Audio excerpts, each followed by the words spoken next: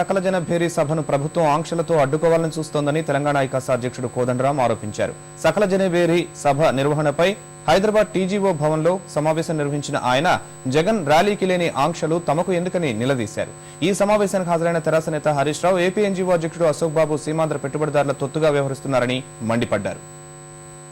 Jagan jail నుంచి విడుదలైతే కూడా మరి వేల మందితో ర్యాలీలు జరిగినాయి.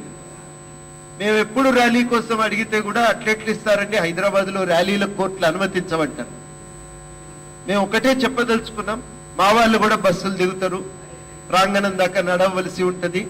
కొంచెం గుర్తు పెట్టుకోండి, జగన్ మనిషే, తెలంగాణ నుంచి మీటింగ్కి వచ్చేటోళ్ళు కూడా మనుషులే.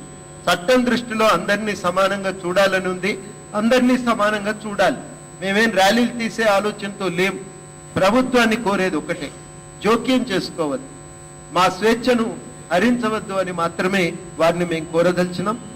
అశోక్ బాబు ఇంత మాట్లాడుతున్నావు, నువ్వు ఇలా పెట్టుబడిదారుల ఏజెంట్ గా పనిచేస్తున్నావు. అశోక్ బాబు నువ్వు నిజంగా ప్రజల పక్షాన పోరాడేవాడివైతే ఎందుకు నువ్వు ప్రభుత్వ పాఠశాలలు బంద్ చేస్తావు? ఎందుకు ఎస్సీ ఎస్టీ విద్యార్థులు చదువుకునే హాస్టళ్లు బంద్ చేస్తావు? ఎందుకు పేద వర్గాలు తిరిగేటువంటి బస్సులే బంద్ చేస్తావు? మీ దగ్గర కార్పొరేట్ నారాయణ చైతన్యాలు బంద్ అయినాయా? ట్రావెల్స్ బంద్ అయినాయా? కార్పొరేట్ ఆసుపత్రులు బంద్ అయినాయా? అంటే పెట్టుబడిదారులకు కొమ్ము కాస్తూ పెట్టుబడిదారుల ఏజెంట్ గా అశోక్ బాబు పనిచేస్తున్నాడు.